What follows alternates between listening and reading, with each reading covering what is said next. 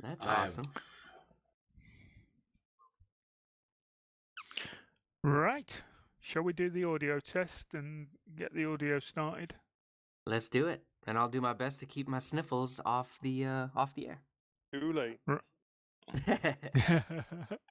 Shall we do a 3, 2, 1 record and then do the 3, 2, 1, 0 for syncing? Oh, am I Yep. there? So silence Don't- first, right? And the 20, the 20 to 25-second silence. We're Right. doing that first. Yeah, silence first and then the sync. Sounds Yeah. good. Okay, so 3, 2, 1, record.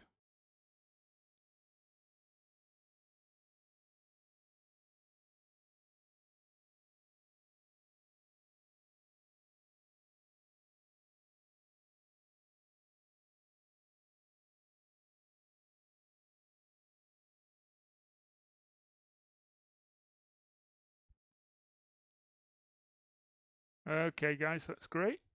Of course, a truck came by just toward the end of that. Well, you've now got some silence to try and edit that out. So, are we ready, Leo, to kick off the show? I think so. We've got to Right, do the should we- sync, though, right? Yeah, we'll do the 3, 2, 1, 0. Okay, everyone ready? Ready? 3, 2, 1, 0. Zero.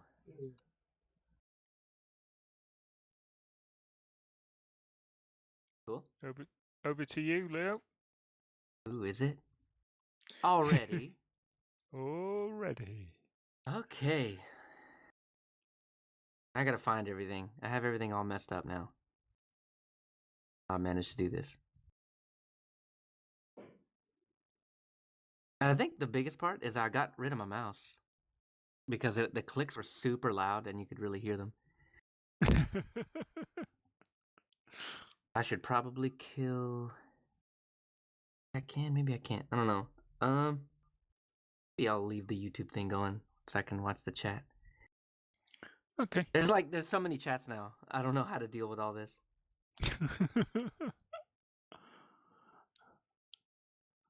Okay, that's right. We're not gonna have music this time. I forget. So, are we all ready? Aye. Let me get my sniffles out of the way first.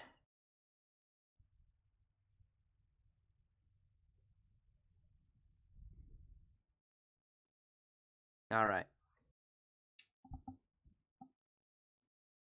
Welcome to mintCast episode 308. I'm Leo, and with me today I have Joe, Hello, hello. Tony Hughes, Hi, guys. Josh, and Moss. Hi there, last as usual. Ooh, that rhymes though. And we're recording on Sunday, May 5th, 2019.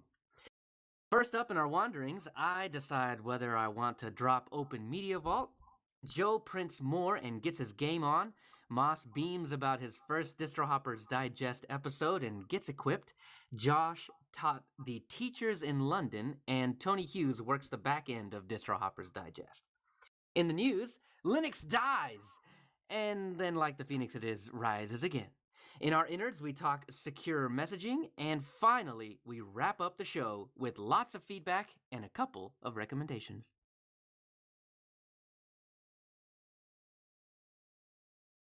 So this week, in my wanderings, I don't have a whole heck of a lot other than the obvious. Well, it may not be obvious to you because I think we edited out a lot, but I got rid of my mouse, so I'm just dealing with a laptop trackpad, and that just puts me so scatterbrained. I don't know what I'm doing. So you won't get them on the edit, but you might get them on the live stream. If you catch some really long, awkward silences, that's probably what that is. But on the more interesting side of all of that, I've been using a NAS implementation of Debian called Open Media Vault for a long time. I don't know, 2, 3, maybe 4 years. It's been quite a long time. And they've been through a couple of different upgrades. Well, one was the major Wheezy to Jesse upgrade. And I'm just now running into some issues that I think are game breaking for this for me at this point, I guess. Mostly when I do upgrades or updates in that Open Media Vault device, it kind of tells me that this Wheezy package isn't available, and I'm like, well, wait a minute, I don't have any Wheezy repos installed anymore. They should all have been moved over to Jesse. And it looks like Open Media Vault is doing some additional repo magic in the background that is kind of pointing back to some older Wheezy packages that conflict with the newer Jesse packages that are installed in the base system. So, long story short, Open Media Vault is, at least in my case, it may not be for everybody, but in my case, it is incompatible with some of the base system packages, and that's breaking things. And that's not a good thing because that's where all of my data is, and I kind of want to keep all my data. My data is kind of precious to me. I back it up, so it's not really that big of an issue, but if it's unavailable, I don't want that to happen. So, anyway, with the release of Fedora 30, Fedora being one of the distros that I was learning on the longest and the longest ago. Fedora 30 kind of brought me back because I've been using one of their tools for a long time called Cockpit, and this is like a, I think I've mentioned it in the previous shows as well, but this is like a web front end for a couple of different, well, for pretty much everything that you ever need to do in Fedora on a Linux server. It's, if you've ever used, oh, what is the name of that? Man, I should have had this thing written down.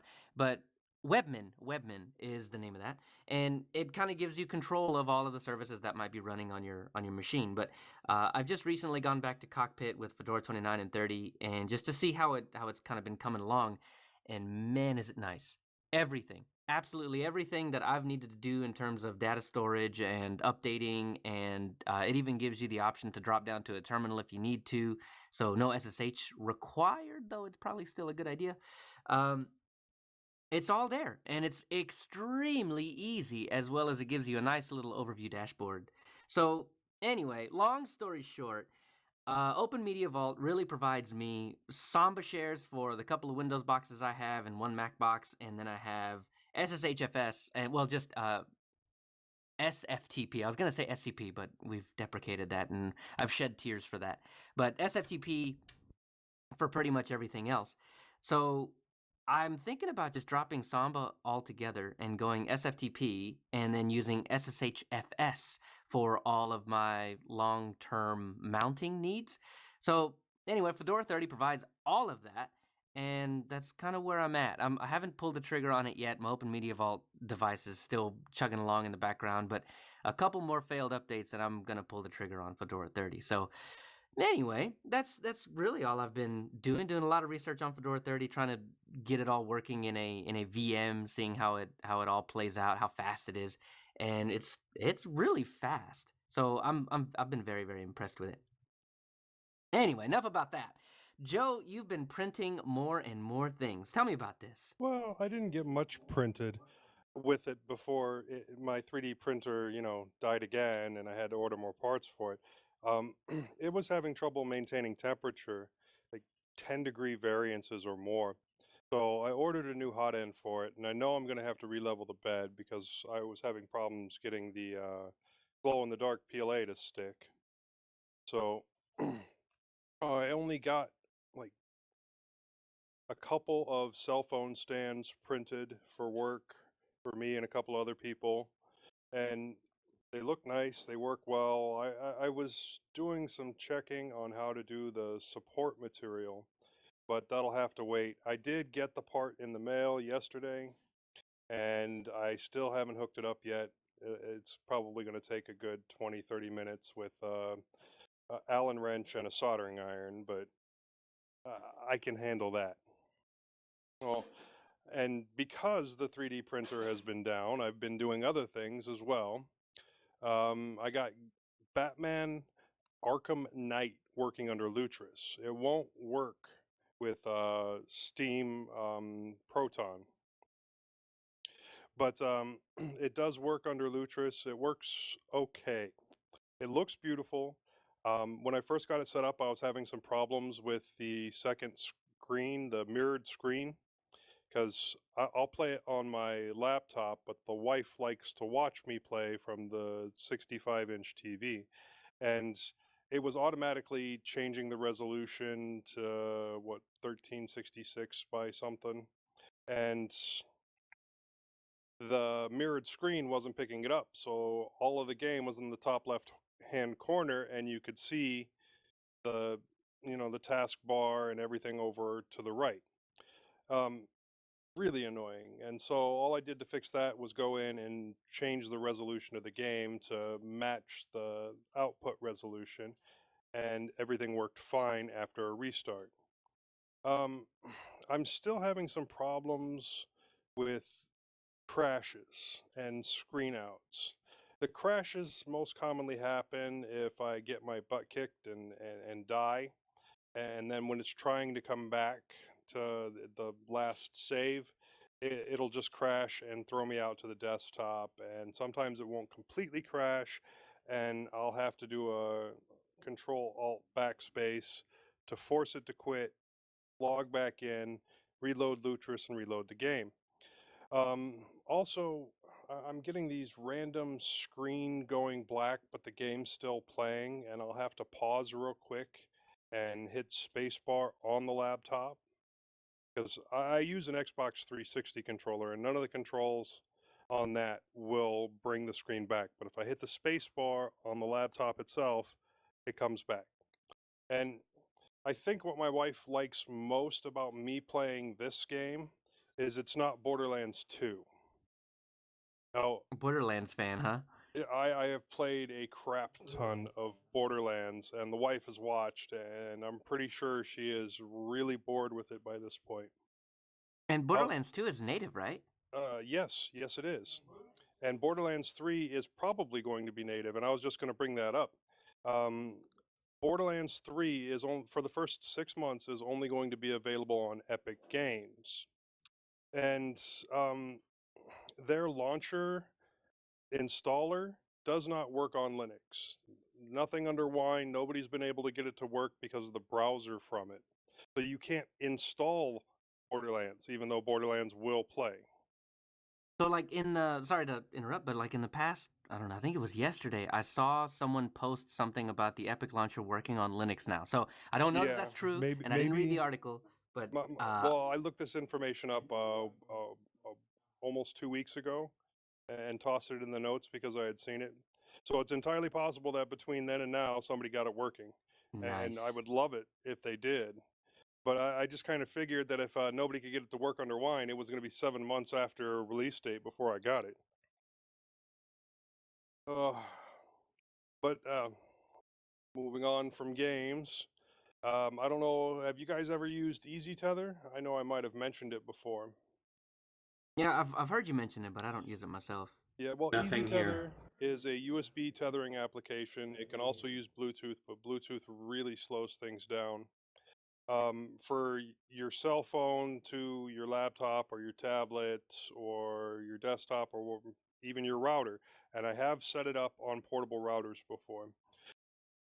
But I was having a problem with mine where it would connect for a few seconds and then drop off, or it would connect and then the connection would be extremely slow.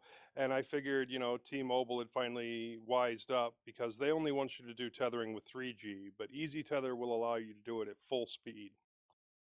But I had switched over to using the Wi-Fi tethering from T-Mobile for a while because I was having trouble getting Easy Tether to work. And I went through one day and just troubleshot it until I figured out what was wrong. I tried the simple things, restarting the service on the computer side, tried setting up a VPN on the phone, thinking that the T-Mobile might be sniffing my packets to figure out that I'm using that type of application, and that wasn't it. I tried running the VPN on the computer side and on the phone side, and neither one helped. Um, I even tried a different tethering application, and this is how I actually found out what was wrong. Now, the cable I was using, it was still doing fast charging, so I figured it was a good cable. But when I was trying to transfer files for the other tethering application to my phone to set up the server for it, it would connect for a few seconds and then it would drop. So I replaced the cable, and that ended up being what the problem was. I went from getting, 250 kbps connections on my tablet back up to 2 to 4 megabytes per second on my tablet for connection speed, which is really helpful. Okay. That's interesting, that, Joe, because over here in the UK, I'm currently actually using Wi-Fi tether on my laptop to my mobile phone over 4G, and I'm getting 7 megabits at the moment, and it works out the box. Cool. Yeah, there's a lot more limitations, I guess, here because they will greatly throttle you for tethering. Yeah, I Now, just pay for a data plan, and they don't care how I use that data plan. yeah, I wish I could say it was the same here because they do limit you to 3G, at least on T-Mobile, if you're tethering. Right. But Oh, with that's Easy Tether, it looks like it's all coming through one of the phone applications itself, so you get full speed. yeah. Unless you hit your 50 gig soft cap, and then they will only slow you down if you're in a high traffic area. Right. Okay. And I know I've talked about it several times on the show. I usually buy those lots of LG Bluetooth headsets broken and then fix them. Well, money's been kind of tight because of lawyers with schools and all that jazz. So I didn't want to spend the money to get another set of 10 to start working on them again. So what I did, I don't throw the old ones away when they break again. I got them all together. I ended up with like 14 or 15 in one spot at one time with various problems and started fixing all of those again. In some cases, I had to get a bit more creative with the cutting and the soldering, and some of them have some cables that are a bit shorter than recommended, but they still work and they still get to my ear and sit on my shoulder well, so I can't complain about that. But so far, I've ended up with a total up from one. I only had one working for a while. I now have 6 good working sets of Bluetooth headsets. And one of them actually has really good sounding modular earbuds on it. And I have 4 more that should be fairly easy fixes that I haven't even gotten to yet. So I should end up with 10 working total, which is a nice step up from only having the one and worrying about when I'm going to charge it. Okay, and I have been looking seriously at getting some of the Udemy Red Hat courses because I would love to get an actual Red Hat certification and see if that can help push my career in the directions that I'd like it to go. Yeah, those REL certs are really hefty in the industry for sure. Yeah, and well, I know the first one doesn't provide much, but it provides a starting point. So, And I've looked into that very first one, and it doesn't seem like it's extremely difficult. no. But the issue with it is that there's a time limit, and you've got to actually measure your time well and do the Yeah. things that you know how to do and get those out of the way. And they have a section about doing mounts and stuff like that. And I hear the horror stories about people after they reboot, it just won't boot, Yeah, and then they're kind of FS stuck tab, at yeah. that point. Yep, it kills you every single time. So just practice, and you'd be good at it. Yeah, well, I have practice with FS tab and how to get around that problem. Good. I think you'll be set then. Yep.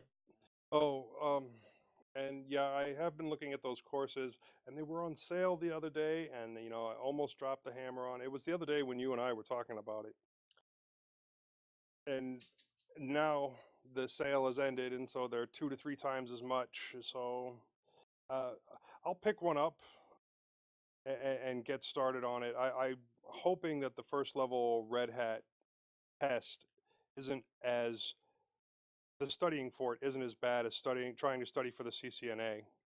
I should just go take the CCNA as opposed to studying for it. Because every time I try to read any of the material for the CCNA, it makes me pass out from boredom. Oh yeah, I used to teach the CCNA courses, and yeah, man, I couldn't even teach them without falling asleep in the middle of the thing. Right, right. Most of it I know, and then there's those small portions here and there that'll just, surprise you. Yeah, it's that random ether channel question that they throw in there for no good reason. Yeah. Yeah, yeah. Oh, and um, I have a couple of sets of the Turtle Beach Ear Force Z2s. I know I told you all about that last time and fixing that one pair. But I'm now moving on from there because you can't buy the breakaway cables for them anymore unless you're willing to buy whole headsets. And I don't need more headsets. I need more of the breakaway cables. So there are similar ones out there, and I'm wondering if I could do some kind of modification to one of those with the broken cable that I have, and maybe have a spare that could plug into my 3.5 millimeter jack on my cell phone. Although I will have to get my cell phone replaced because the Galaxy S7 that I have, the 3.5 millimeter jack just went out. So, and well, that's pretty much all I have. Moss, I understand you have a new show. Oh, we got a new show, me and Tony. Tony Hughes and I completed the first episode of Distro Hopper's Digest. It was a great first effort with plenty of room to grow. It also showed me I need to get a boom for my Yeti mic. And I just ordered a new boom and pop filter. eBay $15.99 should be here for the next show. Installed Linux Lite 4.4 for our next show in May. Getting some interesting pushback from the developer, who goes by Jerry, mostly on my printer issues in the KDE games. Everything else works great. I had a Was the feedback on that you have the wrong printer? No, it wasn't. It was, however, that I must have installed it wrong. And okay. as many times as I've installed this printer using the same software from Brother, yeah, I'll have something about that in a little bit. But for some reason, my J470DW Brother printer installs beautifully on almost everything Ubuntu, but it didn't on Linux Lite, it didn't on Bodhi. And then on Bodhi, they said, well, there's this other printer program you have to have, and I put that in, and it was great. And I went back to Jerry, and I said, well, is this what I need to do over here? Because it seems to be the same problem. He goes, no, you just installed it wrong.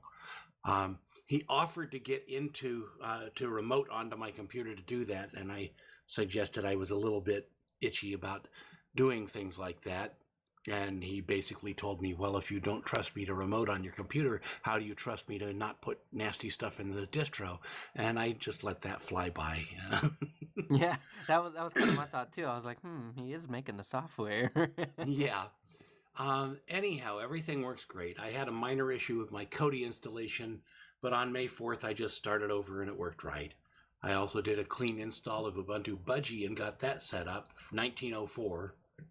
It was easier to do a clean install than to upgrade from 1804 to 1810 and then 1904. I'm working on finally getting around to installing Mumble on my various non-Mint distros, something I've overlooked for quite a while. I tried setting it up on Bodhi the other day, and I think I got it, but I'm not really confident, so I'm still on Linux Mint today. I'll do some talking with Tony Hughes sometime or other to see if I can get it working right. So I've got Kodi fully configured and running on all 4 of my partitions. This is a first for me. I've never had it on all 4 partitions. The trick of copying my config files from the Linux Mint to the other distro, since I'm using Ubuntu-based distros and I am using the same version of Kodi, it's been working like a charm. I just have to go back. I'm finding out that my Track TV copies over with it, and I just have to go and reauthorize Reel to Brid for my premium feeds. I got some new computer speakers. My old OG 1050s had a wire chewed through on the satellite speakers by the kittens I had. I actually found a OG 1060 online, new in the box. I couldn't believe it. The sound isn't quite the same, but maybe they need to be broken in. This morning, I ran a test of my boot times. I've never really sat down and said, okay, here's my stopwatch. How long does it take me to boot?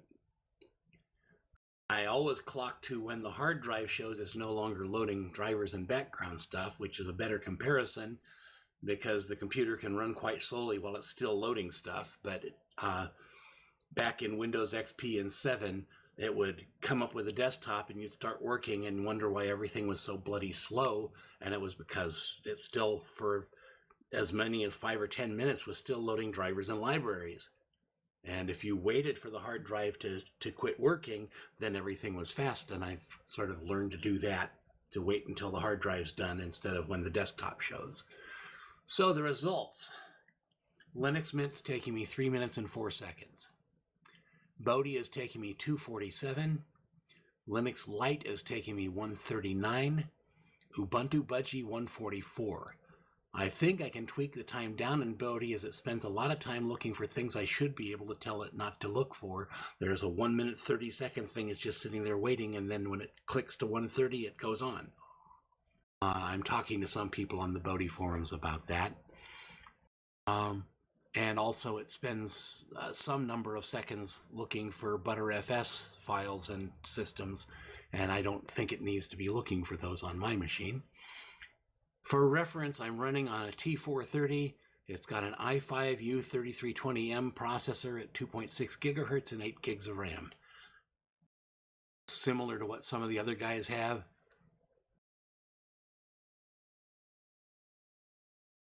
Linux Mint seems to, when I installed 19, it seemed to be a lot faster than this. When I upgraded it to 19.1, it seemed to be faster than this. I think it's been slowing down, and I don't know why. Anyone else notice that problem? What was that was slowing down? Linux Mint boot time. Oh, I haven't noticed. not me. Well, it's taking me 3 minutes and 4 seconds to get a complete boot. Interesting. 21? Maybe. What was that? Which version? 19.1. Okay. Are you adding applications? That's the only thing I can think of. Yeah, that'd have been my suggestion too. Well, the only thing I add, of course, is my VPN, and same. Like I said, I'm not adding anything that I wasn't adding earlier. It just, as time goes along, it seems to be a little bit slower. Well, that Does your could be- VPN turn on boot? Yes. Ah, that may very well be what it is. I don't know. But I it don't turns do- on boot on these other distros too, and I'm getting 247 on Bodhi, 139 on Linux Lite, and 144 on Ubuntu Budgie, but 304 on Linux Mint. You're running on a spinning disk. Yes, I am. Have you checked your fragmentation? Fragmentation. I thought Linux was immune to fragmentation. Oh, blah.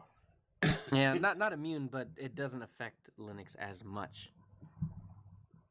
Also, how old is your spinning disk? As old as the computer?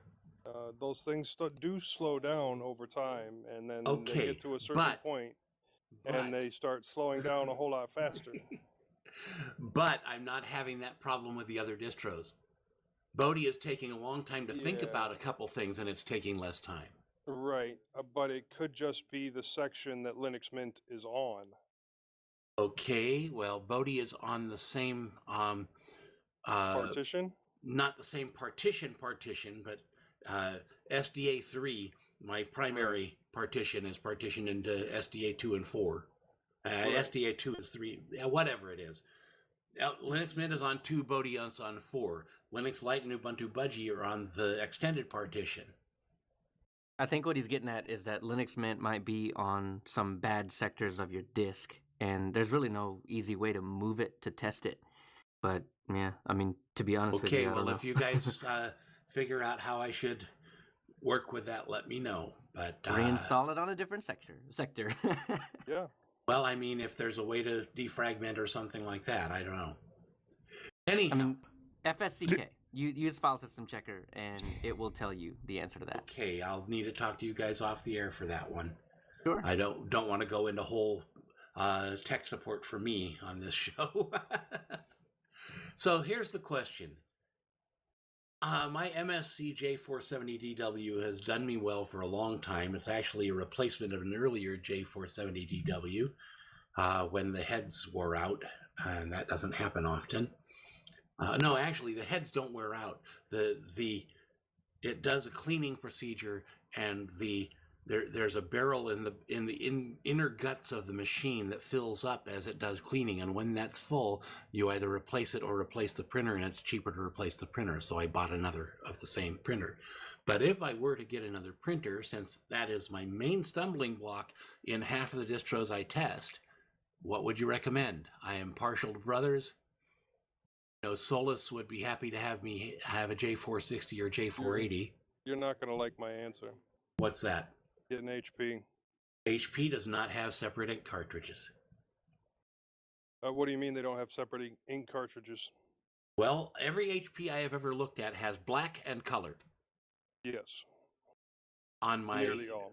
On my Brother, I have black, magenta, cyan, and yellow. Right. You can separate it all out and buy them individually. The ink is a bit more expensive on the HPs, but because you're distro hopping and you're throwing all these different distros at your computer and using your printer with it, HP is your best bet when it comes to drivers. Okay, here's why I'm not going to do that. Because HP puts the print head on the ink cartridge, so you're throwing away valuable stuff every time you throw a cartridge away. With the Brother and Epson, you're getting ink cartridges and the heads are inside the machine. And those ink cartridges are completely refillable, and you can get refills bloody cheap. On HP, with the head being part of the cartridge, after 6 or 7 refills, that head is worn out. Yeah. Oh, what was that system that came out a few years ago? You could buy from China and use it as an add-on for most printers, the continuous printing. Basically, you hooked up an external tank to all your print cartridges. I don't know anything about that, but I have limited space as well, and this is a big printer as it is. But anyhow, the J470 has done me well, but it's time to move on. With Solus, I could use a J460 or a J480. It uses different cartridges, but it's the same system. Moss, have you thought about moving over to a laser printer, or do you really need the option of color? I need the option of color. I don't use it much. I have thought about a laser printer. They tend to be more expensive. And the cartridges, while they are cheap overall, they are expensive for the cartridge. Yeah, you might be able to pick up a cheap one, though. I tend to get mine second hand, so sometimes I'm happy with Brothers, and Brother is happy with Linux. But for some reason, the Brother printers, the Brother drivers don't get updated in cups, and a lot of things just don't happen, and you have to do an install using Brother software, and on self-spun distros, that doesn't work. If you've got Deb or RPM, it usually works. Well, my experience with Brother laser printers is they work out the box with cups. Okay, well, thanks for that. I've thought about lasers. They generally are faster, and overall they're cheaper, but you're getting more prints out of the cartridge, but the cartridge costs more, and that's sometimes an issue for my budget. Yeah, although you can get them refilled. Anyhow, saves money. If our listeners want to give me some suggestions, I would be happy to hear them. In the life stuff, I've quit my second job at the convenience store, so I need to drive more Uber until I find something else. I was just coming home in increasing amounts of pain, and the days off were not really enough to heal at all. The store manager was not managing the store properly, which included him being my relief, and he was always late. A manager being late just doesn't sound good for a store. That's convenience store there for you. Yeah, well, Not very I convenient. have had good managers, and this isn't one. And my mother's still hanging in there, and she's still in the rehab home. They keep telling her in 2 or 3 more weeks she might be able to go home, and then another 2 or 3 weeks goes by, and they're telling her the same thing. The immigration issue on my wife is moving forward rather slowly, but we're getting it. Well, that's enough from my non-technical world. If we don't have any more comments on what's going on, we could get into someone that's really technical and go on to Josh. I mean, I've got one last comment. Okay. Printers suck. Just like they're not Yep. Well, they suck ink anyhow. good. So, Josh, what's up with you?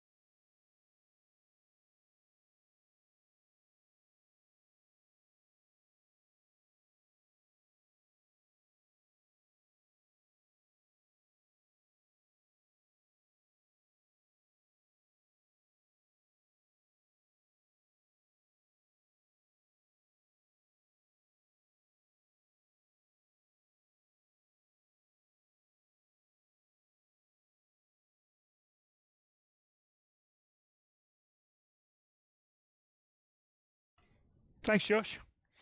So, as Moss already said, I've been recording the first episode of Distro Hoppers Digest, and considering it was our first show, it went pretty well. I'm quite happy with it. We've got a website up and running through Blogger, and I'm starting to get to grips with it. I'm still trying to get to grips with setting up the RSS feed. I was playing around again with it today, and I've managed to get it to push the RSS feed to one of my podcatchers, but it only seems to be pushing the show content in the notes rather than the audio. It recognised the audio was there because it was telling me there was 25 meg to download, but it didn't seem to be pushing it to the podcatcher. So I need to have another look at that. So right. Well, Tony's doing most of the work on this. It was my brilliant idea to begin with, if I say so myself. But Technies is not me, and Tony is having a learning curve, and I'm very appreciative of that. Thanks, Moss. So in preparation for our next show, I've been playing with Fedora, and I started off with Fedora 29, and I started off with the GNOME edition, and quickly realised why I don't like GNOME since they transitioned to the Unity type interface. So I changed that to Mate, and then the Fedora 30 came out as the distribution release, so I decided to have a go at doing the inline over-the-air update, and that broke the machine. It was a bit annoying, really, because it'd take me over 2 hours to do it, because where I'm staying at the moment, the Wi-Fi and the internet is absolutely dire, which is why I'm coming through 4G tonight, so I can get a reliable Wi-Fi connection. So I quickly went back to 29, and that was still broke. There was a couple of issues, and for some reason Mumble wouldn't install the second time. Well, it download, install, but when I tried to open it, it said there was a problem with it. So hence I'm coming to you from a Mint 19 box currently this evening. I've got to have another play with that and see if I can get that working. But initial impressions of Fedora were I quite like it. One of my big bugbears is the installer. Anaconda, for me personally, is not very user friendly, even though I'm fairly familiar with installing Linux on boxes. It's not too bad if you're doing it as a full install. You do need to know a little bit about installers and how they work, but you can generally get it working if you're just wiping the whole hard drive and getting it going. Don't quite like the way it partitions the disk and eats half the disk for the system files, and only leaves you, well, on a 128 drive it does anyway, leaves you about half the disk for your home partition. But that's a different issue. I'm sure on a bigger drive, it's probably only going to take the same amount of system files, and you'd have a lot left over for your home partition. But I need to do a little bit more investigation on that.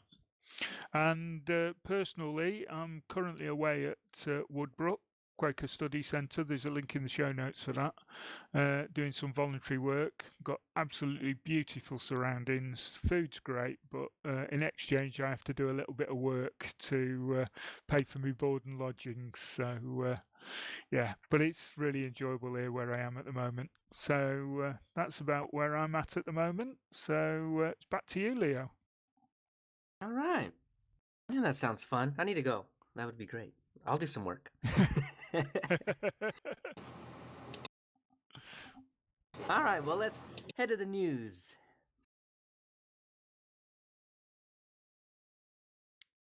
So in this episode, we have a lot of news, some good, some bad, and I guess that really kind of depends on who you are and what you run. But we'll start with the bad news. And the bad news is Linux dies, but not in the way you might think. So we have I guess we'll say like 3 different versions of Linux that are dying, but not to fear. We've got more in the second half of this that we resurrect. So Scientific Linux is being discontinued. Did anybody actually use Scientific Linux? Nope. Yeah, Not me. I was more of a CentOS user myself. I had said that earlier in the show that I had learned a lot on Fedora Core. I don't remember what version it was, maybe 7 or 8 or 5. I don't remember, to be honest with you. Fedora Core something. Isn't Go ahead. isn't Scientific Linux basically the same thing as CentOS? It is, with additional repositories added so that they can install, so that all of the scientific tooling that they use is already pre-installed or easy to get your hands on. But yeah, so coming from Fedora Core used to kind of be what CentOS is now. And then Fedora Core got bought by Red Hat and then became a Red Hat thing. And then CentOS was the lone leader of everything Red Hat without the logos. And then Scientific Linux kind of did that same thing as well to add in all the tooling.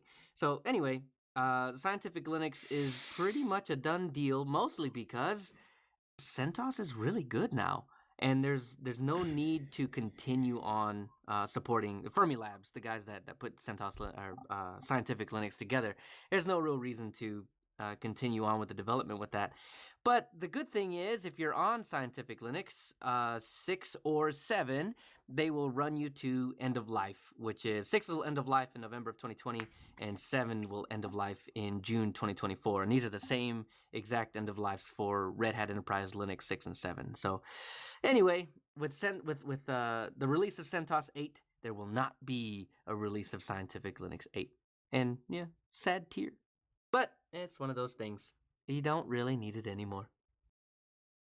And then we have Ubuntu 14.04 is also end of life. Does somebody want to take that one? Well, they reached end of life April 29, so about a week ago. No more updates, security or otherwise. Of course, you can pay Ubuntu to change that. So you need to update to either 16.04 or 18.04 if you're running 14.04 now. Yeah, the direct upgrade path is 14.04 to 16.04, so it'll give you an extra couple of years. But I think you can go, after you upgrade to 16, you can upgrade to 18, but I don't know. Upgraders always scare me, so I'm always worried about doing stuff like that. But either way, Ubuntu hasn't always had clean upgrades. I remember going from 8 to 10 and from 10 to 12, and they were not fun. definitely not. Easier to just do a full install. Yeah, I started on Hardy Heron 606. It was I started on the weirdest one, I guess, because it wasn't released on the right cadence. But yeah, the upgrades were just not good back then. So still scares me away. But I think they're pretty much, I wouldn't say flawless, but they're up there. They're 95% now. Yeah, the big news though is because of that. On the Linux Mint monthly news, it was announced that Linux Mint 17 is now end of life as well, because Linux Mint 17 was based on 14.04. So that will no longer get updates from the end of April, which has already gone. Other news on Linux Mint, Clem's beaming with all the positive feedback he's had in the last month after the some of the feedback he was he gave on the March monthly news. That's what you get, Clem. Don't ever say that we don't appreciate you, because you're just going to get all the appreciation in the world. Yep, we love him. So I think it's great that the guys at Linux Mint have heard the positive feedback. And actually, what he said in the monthly news was he wasn't actually saying it was really bad. He was just saying that this is the reality of producing a major distro. That they have ups and downs, and the flow can be ebb and flow. And people come, people go, people have personal problems and stuff like that. And he was just explaining that, and it maybe people misinterpreted what he was saying. He wasn't moaning about it. He was just saying that this is the real life about trying to produce a really good distro that people like. So he did actually say, one of his quotes was, "I wasn't actually looking for TLC when I made that post last month, and we're not depressed." as we could read in some of the blogs on the internet. So, yeah, great, Clem. We're really glad it was a lot more positive than a lot of people made out. Yeah, for sure. Now that was the stance that we took on the show as well. He's not going crazy. It's fine. Everything is fine. So yeah, I'm glad he came out and said that. That really. I guess there's no question now where they're at. So that's good. And in other news, Linux is alive. That is, I think that's the highlight that we're looking at. And we've got a bunch of different releases. There are a ton of releases for a ton of different distros. I'm sure we have missed some, but we've got some of the ones that mean something to at least us. And the first one is Debian 9.9 is released. So just new versions of software. This is the way that Debian does things. So they're not really a rolling release, but new security updates, new application updates. And if you want to do that, you can use apt-get dist-upgrade or apt-upgrade. And that'll get you up to the newest 9.9 release. And then Ubuntu 19.04 has a welcome surprise for NVIDIA GPU users. This is something that is really good for those of you that have NVIDIA cards. And every time I look at the stats about NVIDIA cards, how many people have NVIDIA cards versus how many people have AMD cards, it makes me really, really sad, because it's like the same dynamic of Windows users to Linux users. And I'm over here with my AMD card being like, it's okay. It's okay. You're baked right into the kernel, and you don't have to do anything, and you're just good the way that you are. And then 99% of everybody else with an NVIDIA card is just like, well, how do I install mine? So the good news for users of Ubuntu 19.04 is that when you check that third-party button that installs additional drivers and codecs and all that, the NVIDIA driver comes in as well. That's really good. That's an amazing change for a lot of different people. But the downside to that is it's coming straight from the Ubuntu repository, which means that give it a couple of weeks and it'll already be crusty. So I would still recommend to use the PPA to get your NVIDIA drivers. Test them out with Ubuntu 19.04. If it works for you, great. Continue to use it until it doesn't. And then when it doesn't, I have a link in the show notes on how to get it installed through the PPA so that you can keep current with all of the NVIDIA drivers. But however, do check on the list before you install that PPA for which one you need to get, because some cards do not support all versions of that driver. So be careful with that one. Now, the next story, I'm going to hand off to somebody else because I have no idea how to pronounce this, and I'm not going to get recorded saying it wrong the first. So somebody else take this. Chris Fisher would do it. He might do it. That's very true, yeah. But then he'd get lambasted for saying it wrong for like the next 6 months, right? Until the release. Well, I'm holding off till the next one, so someone has to do this one. Oh, we're whittling it down. Who's going to say it? Well, Ubuntu 19.10 has some new upcoming features, and it's arriving in October 2019, and it's going to have GNOME 3.34 and last release between 20.04, which I assume is the next LTS. That is correct. I think that word should have been before, not between. Oh, I guess, yeah, between now and 2004. That might have worked a little bit better. We're whittling it down. So, Tony, it's between me and you and Josh. Who's going to say this? Nobody's going to say I it. think we're all chickening out on this one. All I'll give it a try. Eon. Okay. Oh, okay. Eon sounds really good. I was thinking Eon. I don't know, but anyway, I'm gonna go with Eon. That sounds really good. Actually, I didn't even think about that pronunciation. I'm gonna go with you, Tony. That sounds great.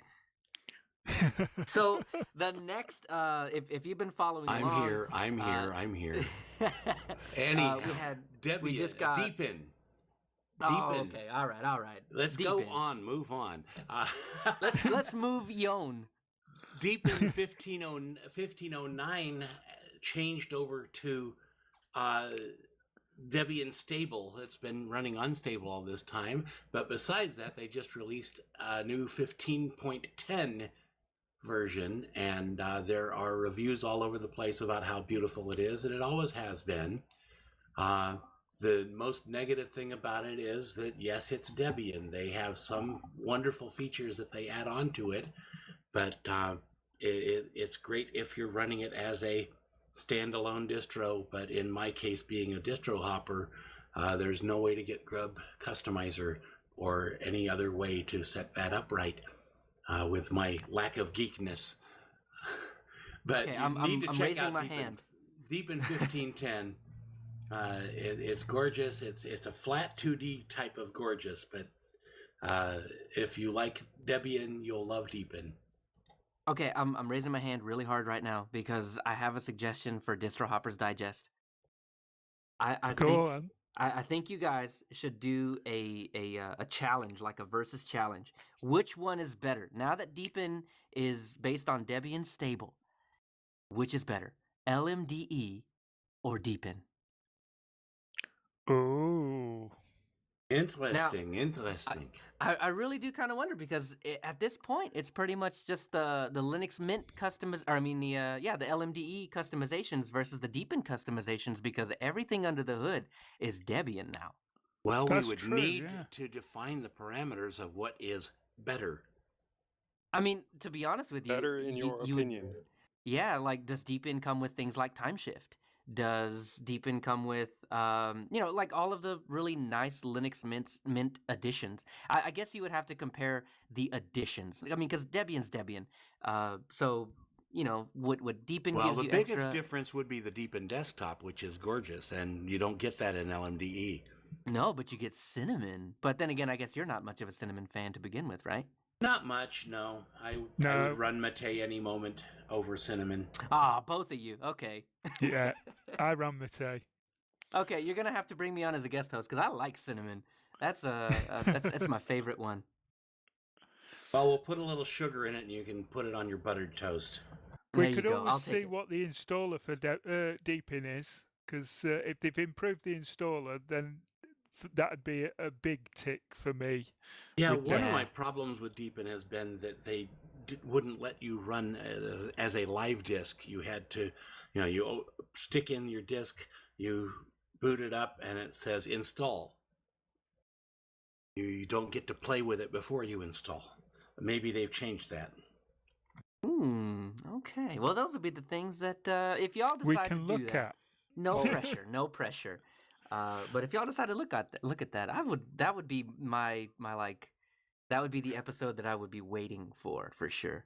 Well, I do have a Deepin install USB drive, and I think I've updated it to 1510 already. I just haven't plugged it in and looked at it. Gotcha. All right, we've got one last story. Moving on. And that is, I'd already mentioned it actually, but Fedora 30 is out. But there is a sub-story here, and if you go to the Fedora website, you will see it if you keep your eyes open. And we get to say goodbye to Shadow Man. And for those of you that haven't been following Red Hat, their logo has been this shadowy guy that wears a red fedora, which is where Fedora comes from. And that's been their iconic, icon the whole time. And they just last week announced that they were changing all of that, and it is now just the red hat. Oh, how funny. Anyway, so with that, we say goodbye to Shadow Man, who's been with us since like 1996. It's been forever. I think they've gone almost 20 years without touching that logo. And yeah, it's good. It's good. I honestly kind of like it. And when they announced it on Twitter, I was like, "Yep, I'm gonna need some stickers." And I went looking through their store and found that they don't have stickers that I saw. Maybe I just missed them. That probably totally did. But I'm also in the market for a new backpack that we were totally quibbling about yesterday.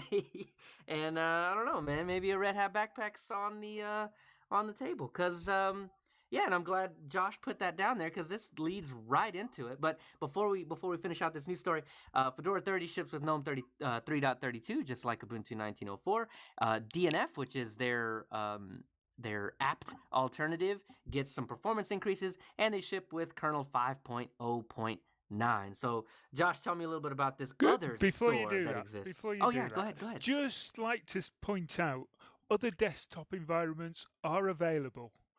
Oh, God, yes, yes. You've got There. Cinnamon, you've got Mate, you've got LXQT, LXDE, LXT. What is it? LX. Plasma people, plasma. Yeah, Plasma. Oh, You know, oh, Notice let me no so one rock your didn't make your worlds list. real quick. Let me rock your worlds real quick because the Deepin desktop is available in Fedora now as well. ooh. With all the flatness that comes with it. Well, it's So- flat, but it's pretty. It is. I'm a fan of the flatness though. So yeah, I liked Mint Y when they announced it and when they came out with it. I'm running it now. Now, Josh, now. Yeah, so it seems that the Ubuntu store has shut down. No one really knows why. It just seems to have disappeared. People say that it's because Ubuntu is moving into this enterprise world, but I don't think. I think that's just people speculating. What I think is that they'll just relaunch it with some new stuff because quite a lot of the stuff that was on there was quite outdated anyway.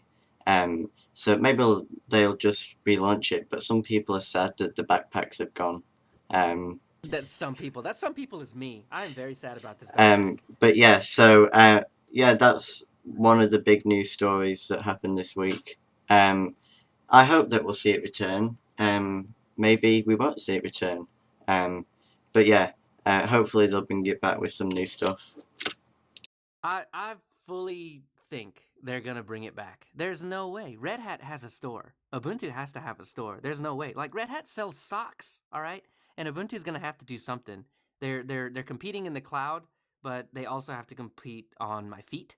So it's gonna be a close race because if Ubuntu doesn't do something, I'm gonna be walking around in some Red Hat socks, and that's Maybe it was a third-party store and they wanted to get it back under their own roof. I don't think it. Well, it may be. Honestly, I don't know the back end of all of that. But I have the backpack, I have the hat, I have a bunch of pins and a bunch of stickers, and I had the 1410 Utopic Unicorn I can T-shirt. just see Like, you teaching your class wearing those socks and a pair of sandals specifically so you can show off the socks. oh my god, yeah, and like I'll have to make some kind of like kernel joke about feet or something like that, just so I could be like, bam, socks. Yeah, definitely. Well, don't buy So- from the Slackware store because it doesn't go back to Slackware. Ah, boo. Well, that was the biggest reason that I bought from the Ubuntu store, and that's the biggest reason I love stores from companies or groups or especially open source type developer stuff, because I love to support like Linux Mint, right? I have a Linux Mint Polo. Um, I love to support that way. I want to give you some money, but I also want to be like your walking billboard because I'm not a developer but I want to still help out. And that's one way that I know that I can do that. So anyway, if you're listening, Ubuntu, bring back the store because I need a new backpack. I think we need a mintCast store. Oh, we were talking to Yeah. Bo about that. I've been trying to get you guys to come up with stickers and T-shirts and whatnot, and it hasn't happened yet. Okay, fine. I will ask my wife to do us a couple designs, and maybe she'll donate them to me, and then I'll donate them to y'all, and we'll have some designs. And we'll let Moss start printing shirts to sell. There you go. I think Bo had some ideas on that. And I think he had the line on the stickers too, if I'm remembering right. Yeah, he's got the silk screener or something like that. So he's got all the machinery to do it all. But we just got to get him unbusy, and then we'll start churning those out. And we definitely miss Bo, but he'll be back in a couple episodes. I know he's busy. He's busy. He's got life, man. He's got a baby. And what can you do? All right. Well, since we're at the bottom of the news, let's go to the top of the innards.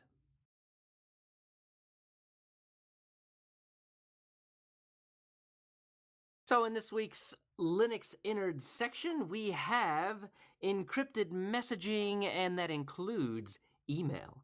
So we've got a couple of different things that we want to talk about, and I think without going too terribly far, this is not like a cryptography class or anything like that. So I don't want to go way deep into the weeds about all of this kind of thing, but I do want to kind of make people aware of some of the other encrypted messaging platforms that we have. And then Joe, in a little bit, is going to go into encrypted email and how all that works. So let's start off the top with obviously Telegram. Now, these aren't in any particular order or anything like that. So this is not like Telegram is the best and then the next one down the list is the second best and whatever. They're just I just threw them in there in the order that I found them, and obviously Telegram was at the top of my list. So anyway, so Telegram does offer encrypted messaging, but does not turn it on by default. So, depending on who you talk to, that is probably the worst thing that you could possibly do. In my case, though, I use Telegram because it's got a gajillion users on it. And when you post like a Telegram link to a chat, hence, like our mintCast chat, people can join it pretty easily. And then we have like the announcements channel where we post every single one of the episodes so you can find them kind of in an archive style. But those things, our Mintcast chat and our announcements, are not encrypted, and those would be stored on Telegram servers. But if you launch a new secret chat, is what Telegram calls them. The messages are not stored on Telegram's servers. They are stored on my phone, and they are stored on your phone if we messaged each other. And never would Telegram be able to A, see those messages or the contents of those messages, and B, they don't store them. So, yeah, even if they wanted to, there's nothing to get at. So, one of the cool things about this, though, is that Telegram has had a couple of different bug bounties out there that I think one was for like 100 grand, and nobody produced any bugs, any flaws that would have broken the encryption or anything like that. And then they have another. They closed that one up, and then they opened up a whole nother one for $300,000 that is still not claimed. So overall, that makes me feel pretty good about Telegram. However, and this goes for pretty much all bug bounties all over the place, is $300,000 enough, right? Is the Russian government or anybody, any group that would like to break encryption for some reason or another paying more than $300,000 to get at that encryption? Because if they are, the bug bounty is kind of a moot point and somebody else paid more money for it. So anyway, not saying that it's broken or anything like that, just that it's the dynamics of these bug bounties are kind of I don't know. I hear a lot of people talk about them and they tout them as the end all be all of well, if they haven't claimed a bug bounty, then there's absolutely nothing wrong with it. So that's not always the case. It depends on how much money and the ethics of the people that might be hanging on to some of those flaws. Anyway, and then Telegram is using the MT protocol for their message encryption, which is a little controversial because it's a little old, and some of the earlier versions of MT have been broken. So that's the idea. So if you want to look into MT Proto a little bit more, feel free to. We have a couple other messaging systems on the list, and the next one down is Wire. So the big difference between Wire and Telegram is that Wire will encrypt all messages by default. Their encryption is the signal encryption, really, and it's just with a little bit of extra flavor to it.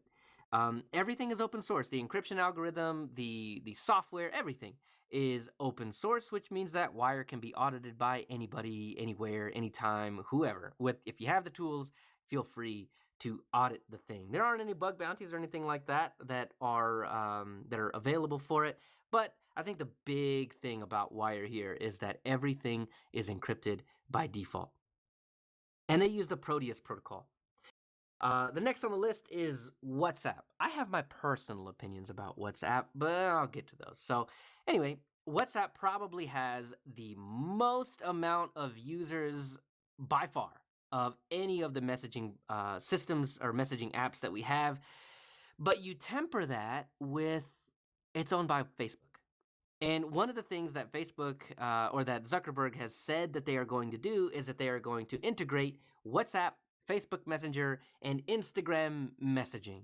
Now, you make your own opinion about this, but my opinion is that, nah, man, that is not a good thing. You've What got point was it bought by Yeah. Facebook? Do you know?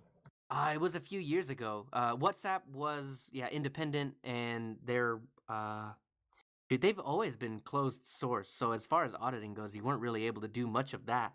Um, but I could not tell you when they were bought by Facebook. But I know it's been at least a couple of years that that Facebook has owned WhatsApp, if I'm not mistaken. Yeah, that Over really the kind of years, bugs I've me. yeah. No, because Go ahead. I use WhatsApp for work because I deal with a lot of people in India and it's very very popular there. So we have group channels and we use that for various work related things. But I definitely don't want that attached to my Facebook account. Right, and that's where they're moving it to. Everybody on Facebook, Instagram that uses WhatsApp is going to be tied. They're kind of pulling a little Google Plus on us with that, where you might not be able to use some features without having WhatsApp, and vice versa. So we'll kind of have to see how that rolls out. But I am I am just not a fan of anybody that sells user data having control of a bunch of user data. I'm just not a fan of that at all. And that's gonna be what WhatsApp becomes. So if I can avoid it, I will, but I have this feeling and eventually, I don't know, I can avoid Well, Facebook. over the years, I've had a lot of WhatsApp invites, and every single one of them was spam. And so I got Oh, the idea WhatsApp wasn't a real application, and they were just trying to get my stuff all along. And I was surprised to find out it not only is a real application, but people coming over here from Europe or Japan are surprised that we're not using it as much over here in the U.S. yeah, and I think it's just WhatsApp is just really big everywhere but in the US. So it's just one of those things that if you talk to a lot of people overseas, there's a good chance you're going to be goaded into installing WhatsApp, and in the future that'll be fused with Facebook and Instagram, which not a fan of, but then again, depends on how long and how staunch you are about ignoring anything Facebook. And that last point was closed source. So audits are a little more difficult, but I don't know. I haven't heard of any WhatsApp breaches or flaws or anything like that. But then again, I may have just not been listening hard enough. I might just be being overly critical of it, to be honest, because I don't like Facebook. But Well, if Facebook whatever. has the data, Facebook is selling the data. Yeah, I'm not a fan. And then the last on our, the second to last on our list is Signal. And Signal, I think, has probably the longest running secure messaging platforms, has been audited a gajillion times, but they suffer from a lack of users. And to be honest with you, a million or more users is really not a lack of users. But then again, is your mom on it? And that is kind of the point, right? One of the points that Joe's really going to get into is that you're going to have to.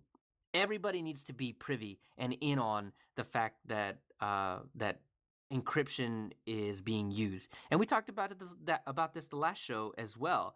You kind of have to make it invisible to the user, and Signal does that. So, as far as ease of use, it's about as hard to get set up as Telegram, which is super duper easy, and it's probably the most secure of all of them because they use encryption by default. And Signal is the base for wires encryption. So you know they're doing something right when other people are just copying and pasting your encryption and adding some flavor to it, right? And I was gonna maybe not read this one, but I'll read it anyway. But Bruce Schneier is one of the guys that has been in security for a long, long time. And as far as he is concerned, Signal is probably one of the best.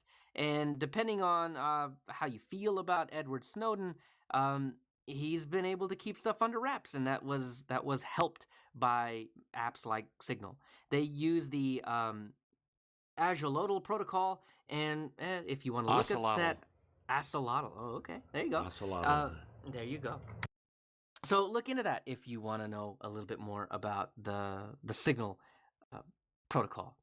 And then we've got some Discord stuff that I think Josh wanted to talk a little bit about.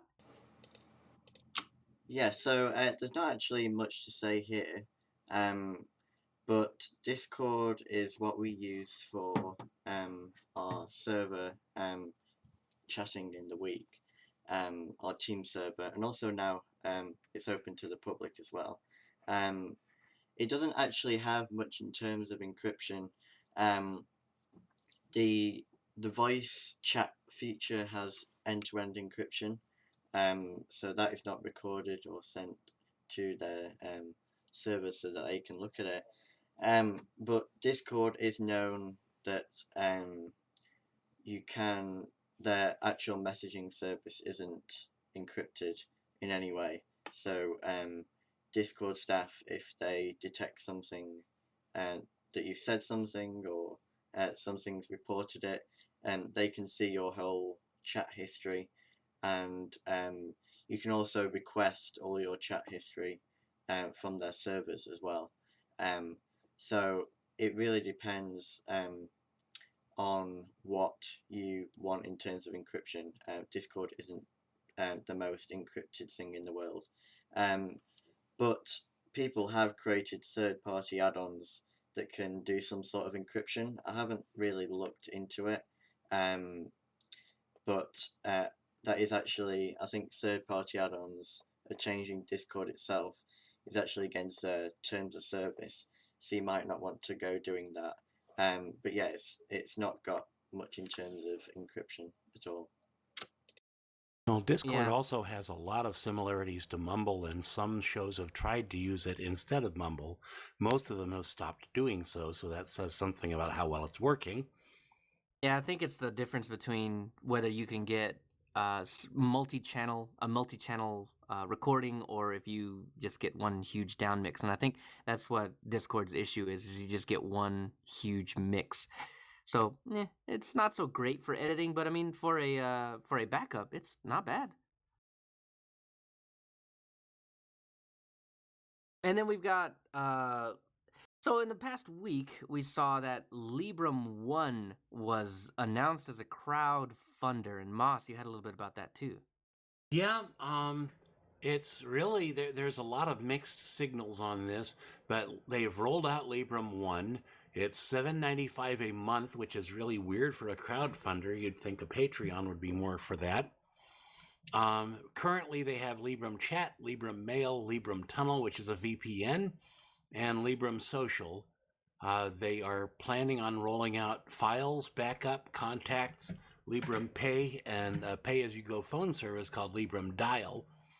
But all of this is being crowdfunded. They want to get 5,000 users to roll it out. The last time I looked, they only had like 1,200, but it's been a few days. And there's been a lot of blowback on it as well.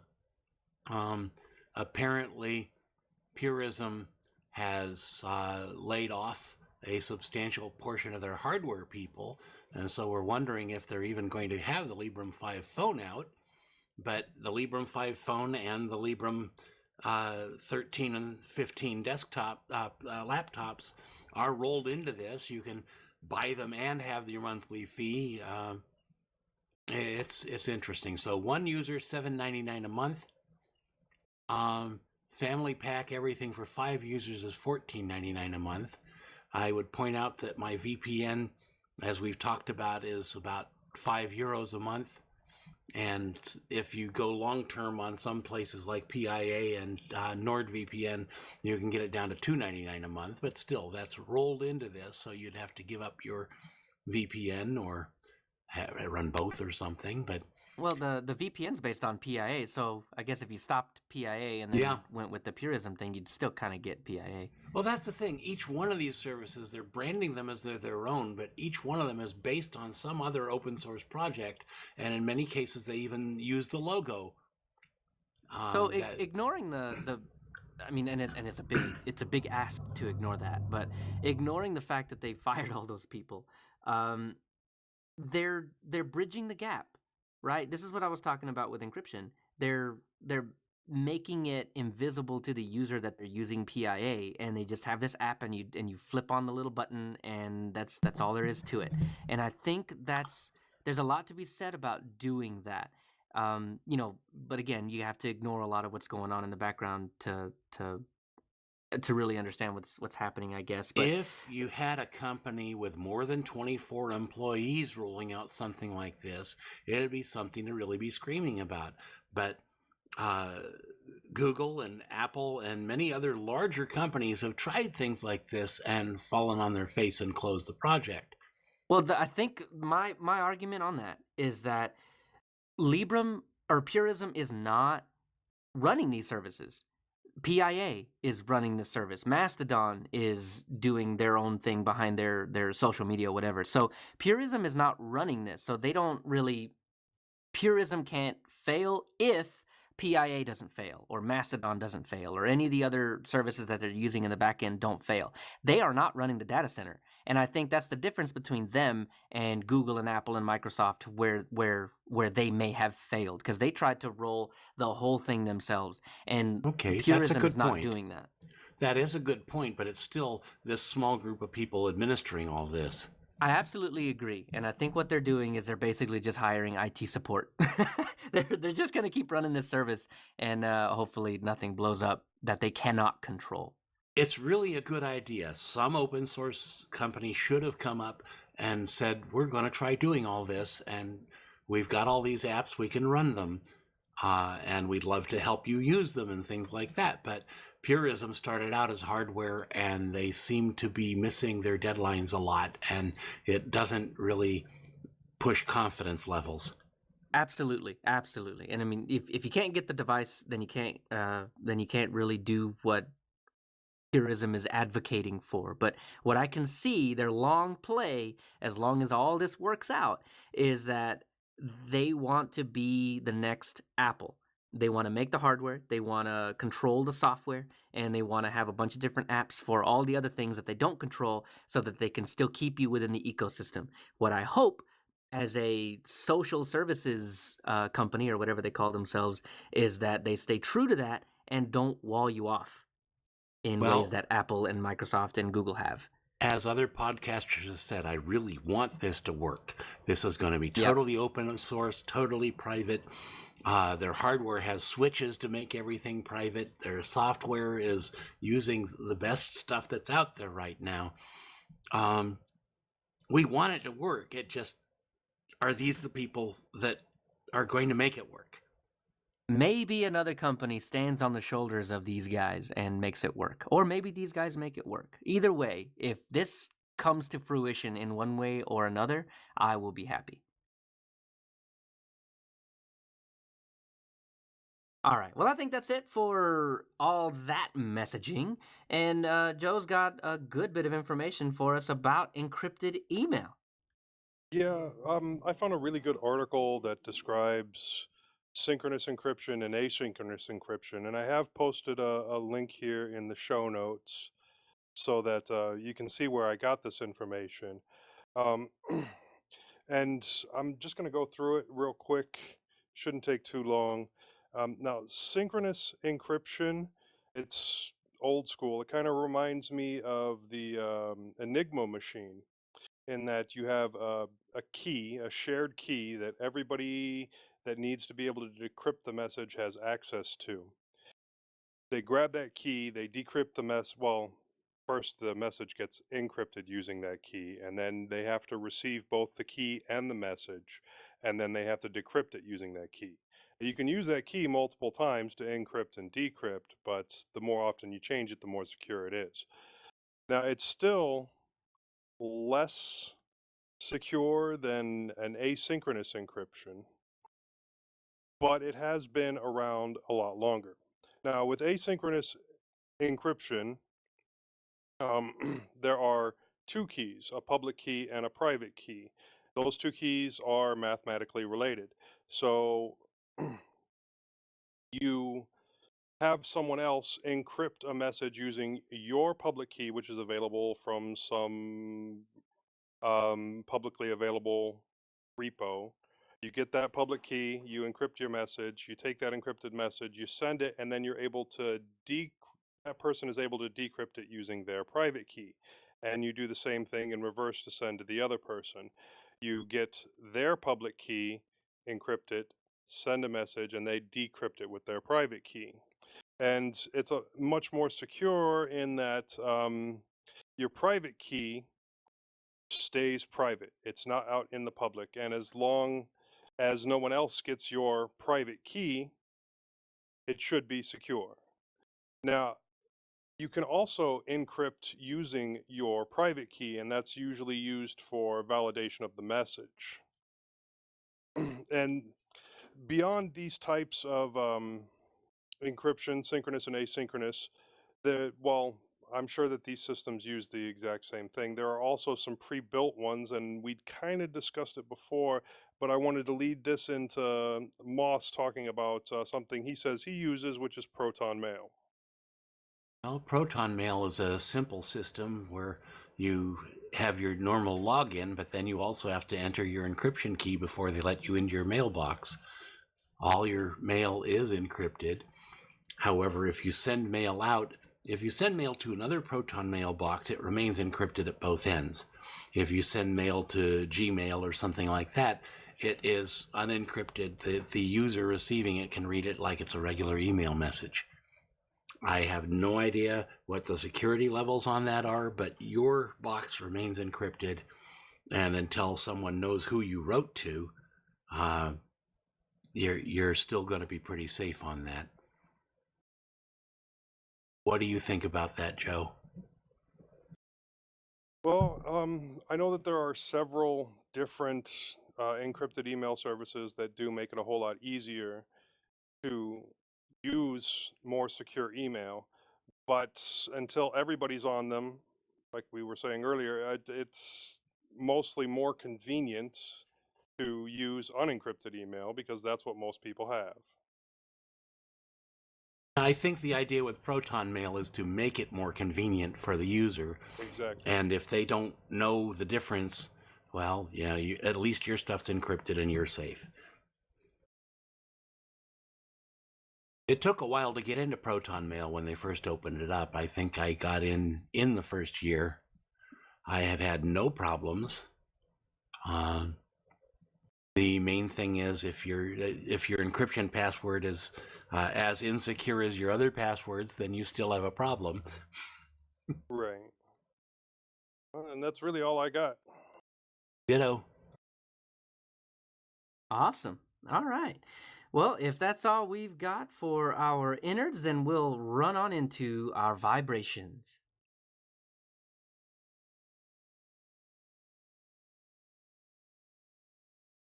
Okay.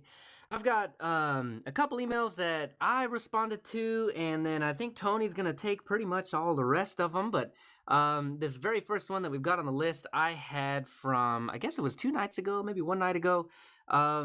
Okay, so this actually should have been in the news as well, but totally forgot to put it there, I guess. There is an issue starting late Friday evening my time, which would be Central, I guess. So maybe about 7 o'clock UTC, something like that. PM. Firefox had a certificate issue that pretty much broke all the add-ons. So if you were using Firefox and your add-on was like, oh, I don't know what to do anymore, I'm not working. This was something that Firefox had learned about late Friday and continued to fix on into Saturday. And it looks like as long as you have the studies, which is on by default, the studies option enabled in Firefox, you will have already gotten the fix. However, it looks like there's a few people that didn't get the fix, and they are still affected, and there are some workarounds that you can use, but Firefox recommends not doing those workarounds and just sit tight. The update will come. But anyway, that goes on into this email, so it gives you a little context about what's going on. So, we got an email from Highlander, and when I responded to him, I realized that I was using his handle, H.I. Lander, and not his name that he signed off with, H-I-G-H Lander. So if you're listening, Highlander, sorry about that. But anyway, he writes in, all the security add-ons that I like to use in Firefox and within the GNU Linux system have been shut down while I was accessing my personal email and then later when I was watching the news. I'm not happy with this development. It looks and feels as if there is some form of attack against all Linux users. Can you investigate and find out what's going on? Platforms affected are Ubuntu 18.04, Linux Mint 19, Fedora 29, and all running Firefox 66.0.3. He is running Avira browser safety, HTTPS everywhere, no script, Privacy Badger, and uBlock Origin. The one out of those that I run is uBlock Origin, so I noticed it with that. And anyway, it looked like he had originally sent this to the Going Linux guys, but I wasn't included on the email, so I just kind of said hey to everyone. It was sent to mintCast at mintcast.org and Going Linux. It was right, absolutely, yeah. But he didn't mention us in the top, so I was like, sorry for butting in. Let me answer you. Anyway, so I went ahead and answered, and basically said exactly what I had said just a moment ago, which was Firefox is working on it. I provided a link, and I'll provide that here in the show notes for you as well. And you probably are already fixed. Now, here's the deal with this. If you deleted, like me, like an idiot, if you deleted your add-ons to try and fix them, you probably lost some data and have to reset some stuff up after you add your add-ons back in. So, yeah, sorry about that. It's just, I don't know. Firefox had themselves a big old oopsie, and that broke a lot of people's stuff. So, what are you gonna do other than hope you didn't delete all your add-ons?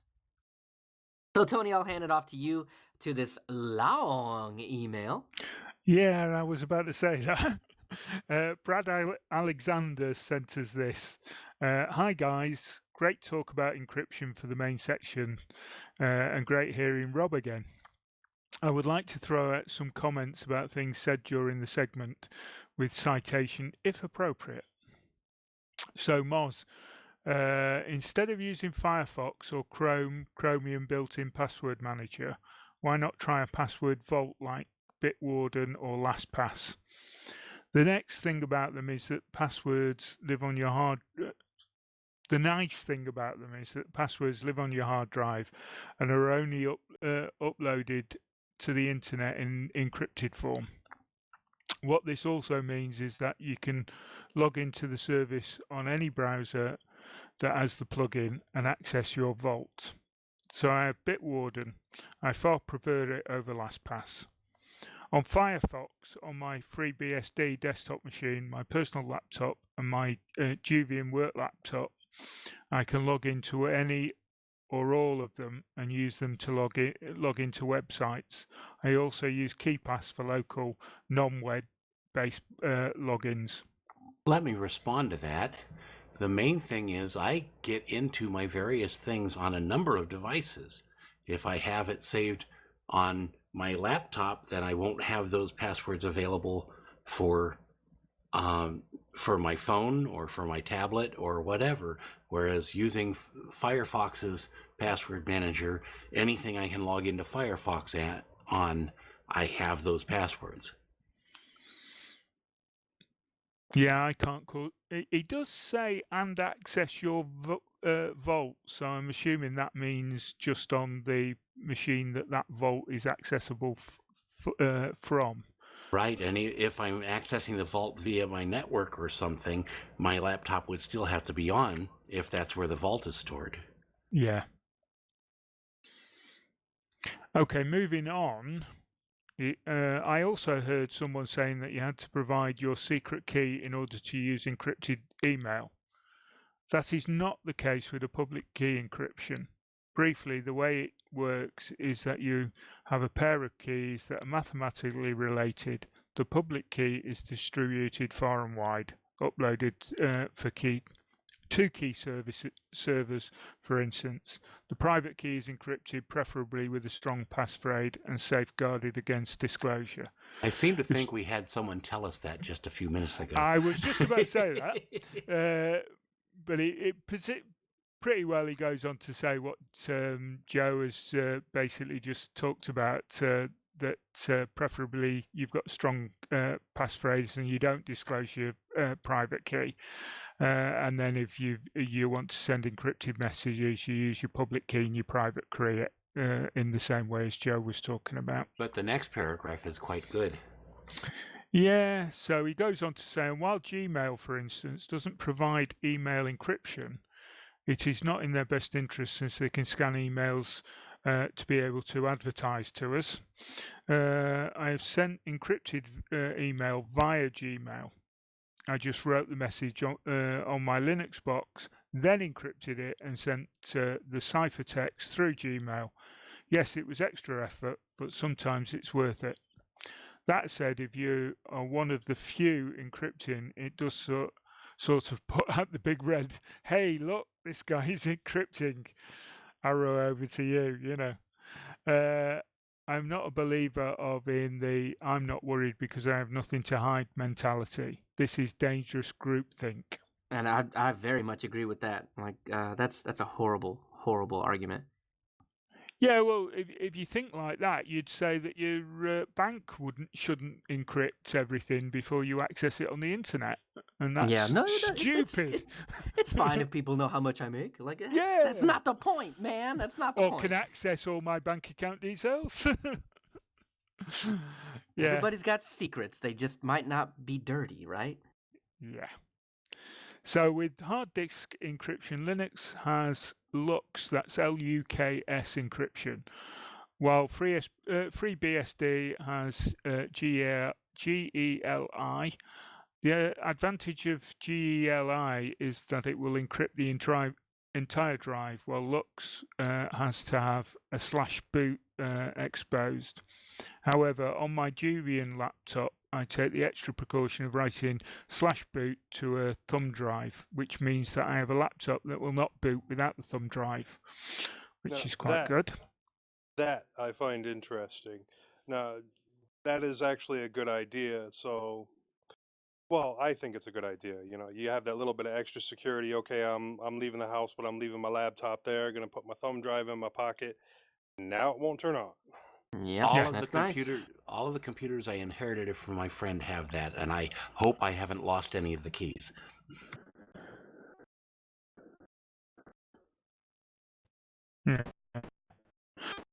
Yeah, it's actually a very simple thing to do. You just set the master boot record to go to the thumb drive, and then just make sure that you've always got that thumb drive with you when you want to boot that particular machine. So yeah, it's not hard, that. He goes on to say, Rob, it doesn't matter if the safe is obvious if it takes a small nuke to crack it, or if cracking it will destroy the contents. They say that the modern encryption can take upwards of tens of thousands of years to crack on average. Of course, for the person trying to get the information, it is easier to break out the rubber hoses and the ball-peen hammers than to apply them to the data owner. Also, the problem with the mundane file names to hide your treasures is that regardless of the name you give it, the file command will give you away. He then goes on to give loads and loads of stuff that you would, that gives commands and command line stuff, which we can put in the show notes. I'm not going to go through it all here. But he says, similar to people who move their SSH daemon, whatever port you move it to, if you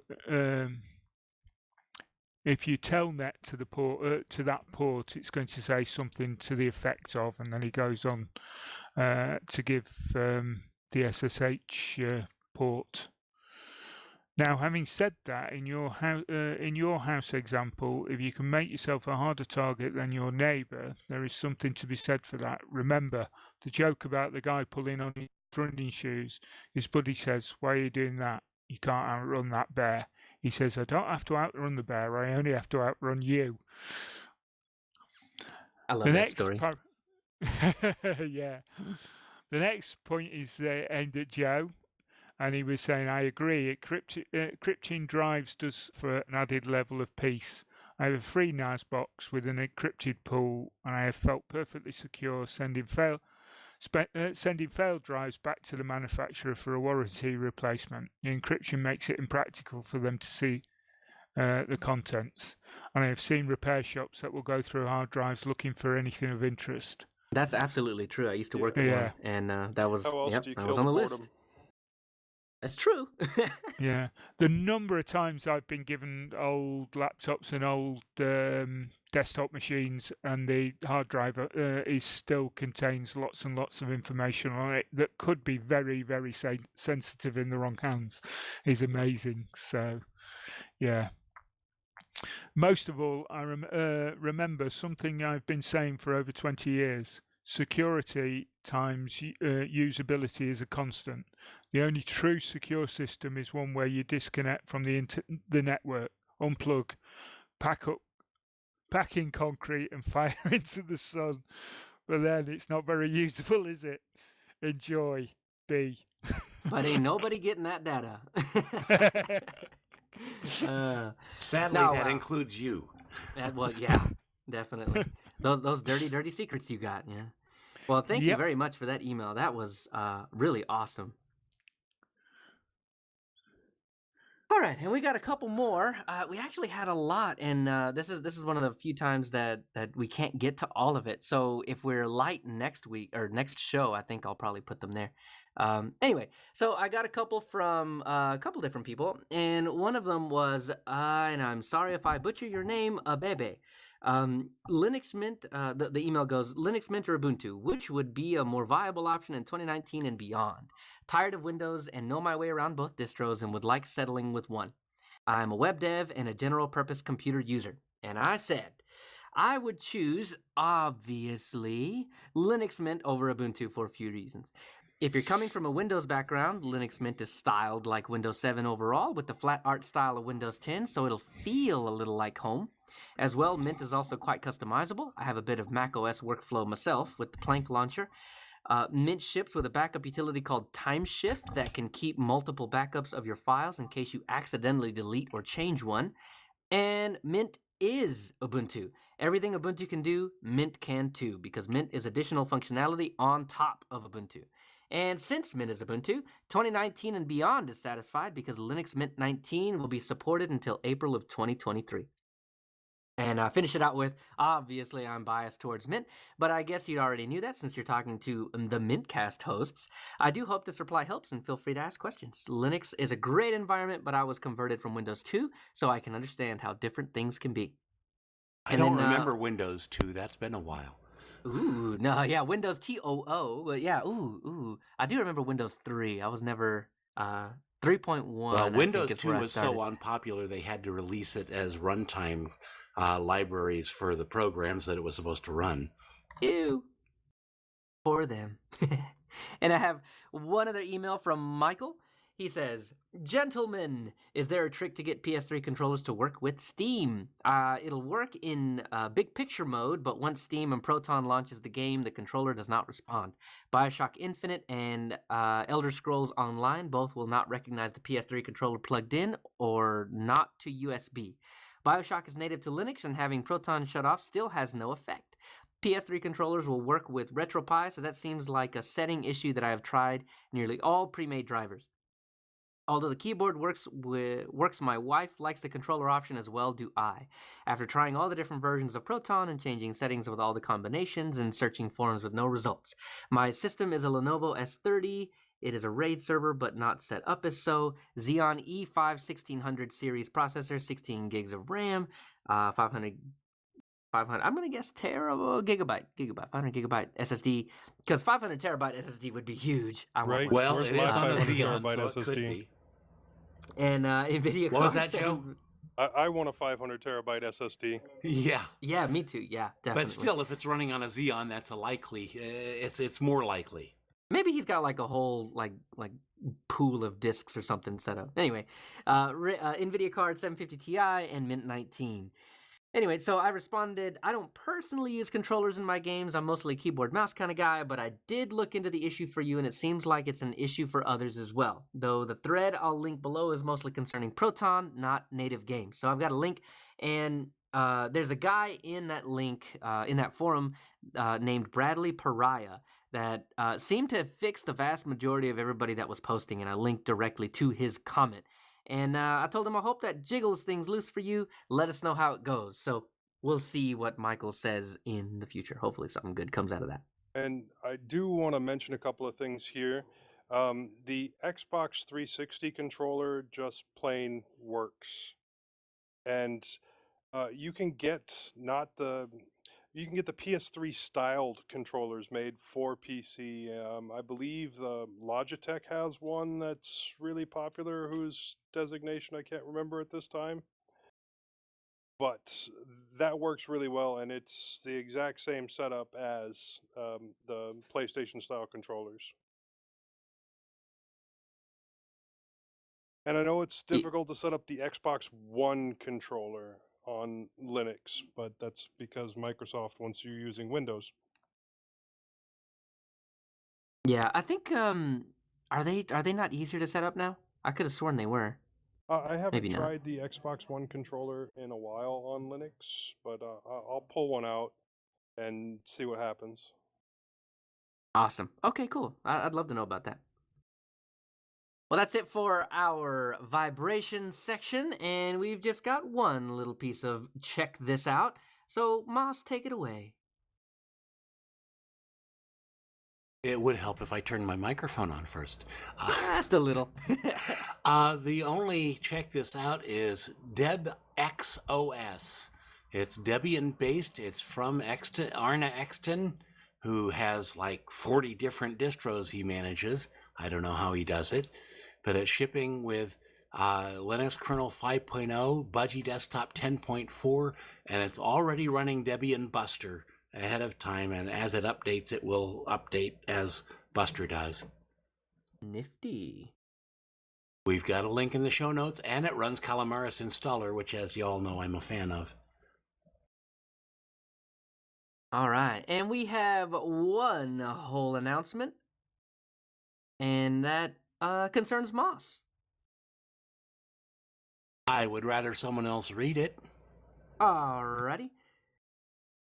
Let's see here. mintCast listener Jackie Moore writes, everyone that is a mintCast listener is aware of Moss's difficulties of late. I've started a GoFundMe to help Moss go to self in Carolina. Wow, I can't read. Charlotte, North Carolina, to to donate. Please go to Grow Moss at Southeast Linux Fest. This can be our way of saying thank you for doing mintCast and Distro Hoppers Digest. I will point out that so far we haven't gotten very much in that, so I can really use the help. To do it full blown, I would need about 750. Right now, I've got about 90. To do it lesser, I don't think I can go if I get less than $500, because I have to take time off of work, and weekends at Uber is where all the money is. So please help me out here. I would dearly love to go. We need to get those mintCast stickers and t-shirts printed up. There are going to be some really big name podcasters there, and it would be good to network with those people. Very cool.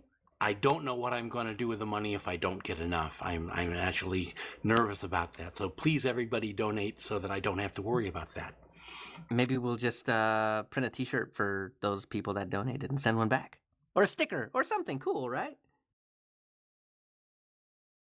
Yeah, maybe if I get the 3D printer up again. There we go. All right. Well, that's it for pretty much the whole show. So let's wrap this thing up. And let's tell everybody where we can get a hold of us outside of our 2-week cadence. So, Joe, where can we find you? Well, at the end of May, beginning of June, you can find me at Texas Linux Fest. Yes, I do have my ticket. Oh, yes. Yep. And also, I'm on a couple of other podcasts. TLLTS, that's the Linux Link Tech Show. So you can find that at www.tllts.org. And twice monthly, I'm on the Linux Lugcast, which is at www.linuxlugcast.com. Or you can find me on MeWe or email me directly, jb@mintcast.org. But I will say that it has been mentioned that if you've heard me on one of the shows, then that same week you're basically getting the exact same thing on the other shows from me, because I can only do so much in a 1-week time frame, and I like sharing No. it with as many people as possible. You must do 3 separate things for all 3 shows. There's no way around it. I'm going to work on it. Oh, okay, I'll take that. And Moss, where can we find more of you? Well, I've got my websites at Triad Bardic College and Peaceful Hippo. I'm all over the place, including MeWe. I'm trying to get off Facebook. I've got my music posted on Bandcamp and all over YouTube. You have to search for Moss Bliss and look for the guy that isn't the young black South African gospel singer with the same name, which is a fairly recent development. Or you can write me direct at moss@mintcast.org. Very cool. And Tony, more of you. Yeah, well, you can find me on Hacker Public Radio, and there's a link to my show ID on there on the show notes. I do an occasional blog, which is tony-hughes.blogspot.com. I'm on Twitter, TonyH1212. You can get me at th@mintcast.org, and you can also contact us for the new podcast on DistroHoppersDigest@gmail.com. And that will get both of us. Very cool. You can find me at newly at the Full Circle Weekly News Podcast. You can find that at fullcirclemagazine.org. You can find me at my blog at leochavez.org, or you can follow me on Twitter at Leo Chavez. And Josh, where can we get more of you? You can find me at edublocks.org and All About Code on Twitter. There'll be links in the show notes if you want to see what they are all about. Very good. We need to get Josh a mintCast account. That's true. Ooh, who has the keys? Now we're going to have to figure this out. We all have the keys. Oh, really? Okay. More power than I should be vested with. Okay, I see. So we've also got you can if you see something that you'd like to hear about, tell us. You can get us at mintcast@mintcast.org. You can get us on MeWe, on Facebook, on the Mintcast subreddit, the Telegram, the Discord, or you can post directly to us at mintcast.org. But before we leave, we want to make sure to acknowledge some of the people who make MintCast possible. Archive.org for hosting our audio files, the folks at Hacker Public Radio for the Mumble server we use to communicate, and the Linux Mint development team for the fine distro we love to talk about, and last but not least, Josh for figuring out how to do this whole live stream thing in 30 minutes. So, yeah. Yeah, hopefully. Thanks, Clem, anyhow. Thanks, Clem. Yes, thanks, Clem and Co. And definitely thanks, Josh. Yeah, let us know what you think about the YouTube stream. Or do we need to set up another non-YouTube stream as well? I don't know. Well, I don't know. We'll have to see. I wonder if we're going to get some feedback about it over the next couple of weeks. I hope we do. I'm sure we will.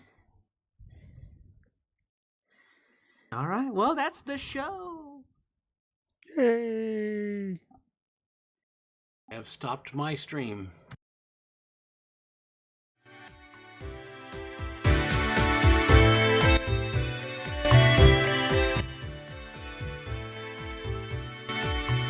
This has been another episode of the mintCast podcast.